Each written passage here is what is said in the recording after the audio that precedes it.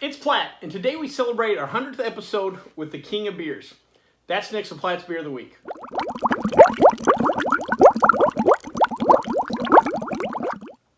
So, it's our 100th episode. It's hard to believe it's been that long.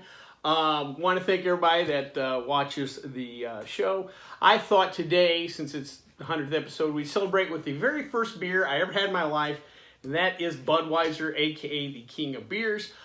Today, I'm not going to really go in the background of Anheuser-Busch, but more specifically this beer, what kind of makes it unique, and some of the cool things they did in the creation of this beer.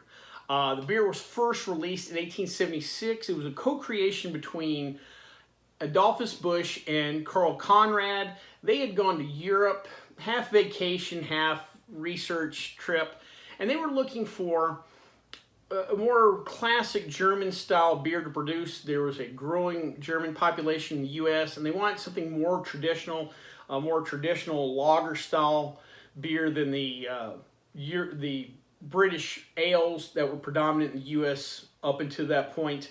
They ended up creating a Bohemian-style lager.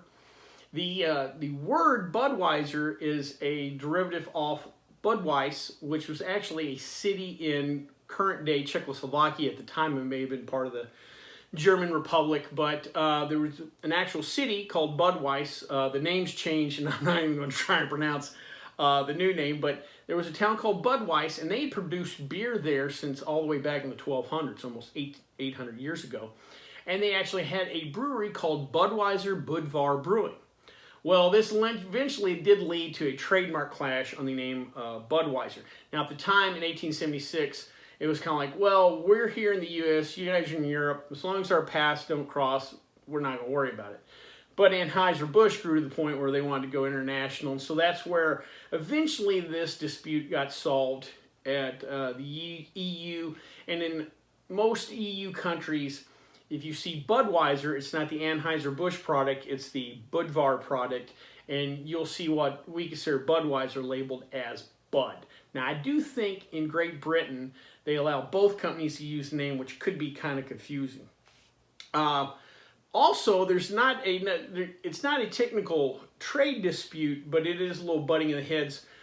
Budvar had referred to their beer since the 1600s as the beer of kings. Well, Anheuser-Busch calls theirs the King of Beers.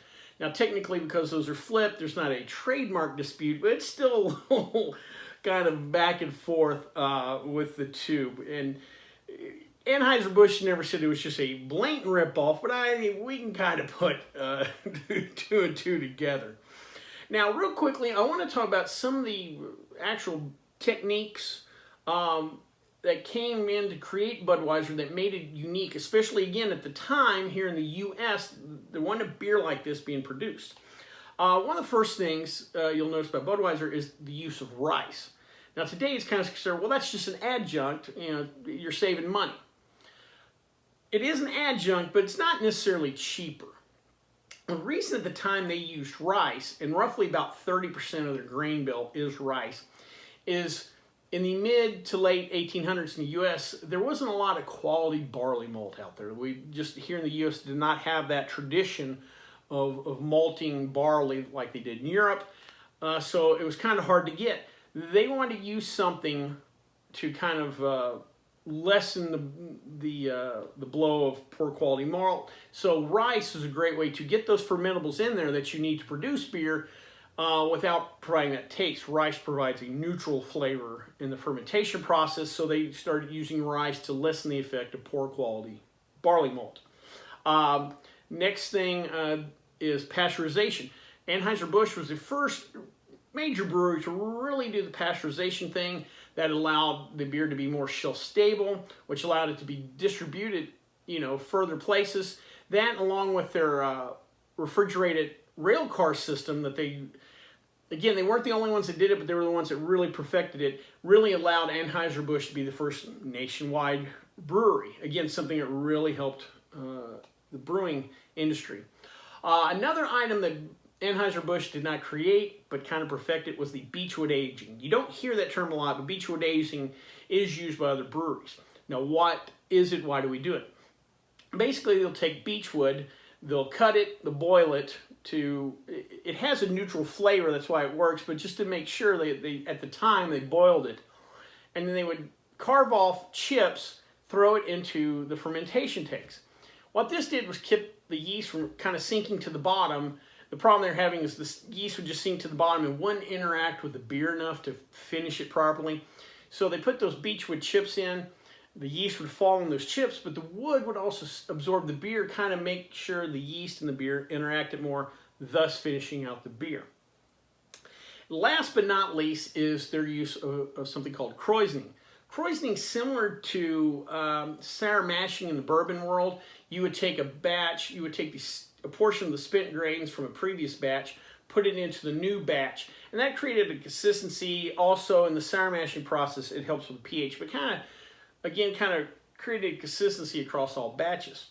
In krausening, what you would do is you'd brew a batch of Budweiser, and then you would fill up the fermentation tanks, but you only fill them up to 75%.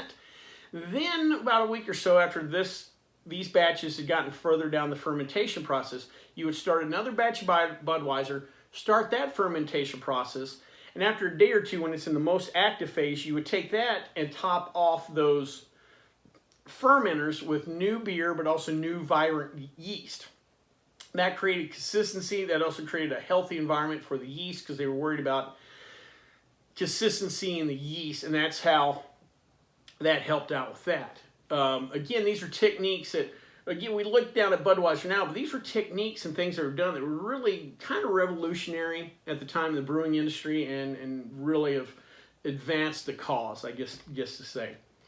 Well, before we try the King of Beer, let's check out the stats.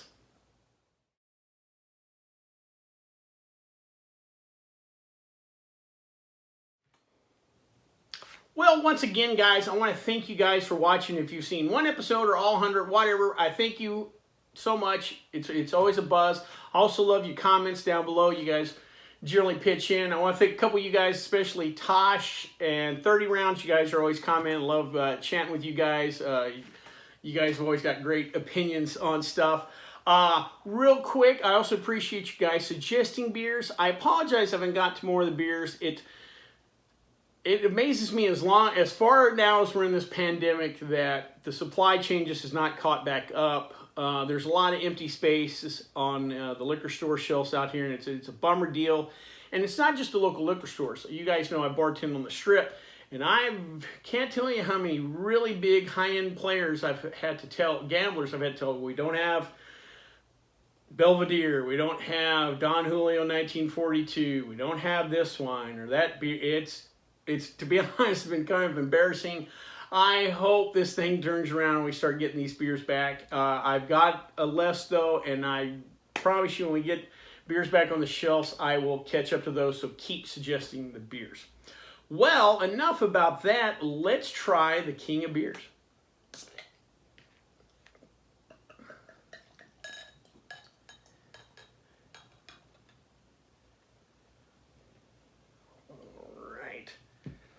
Nice golden color, about a finger width of head, plenty of bubbles.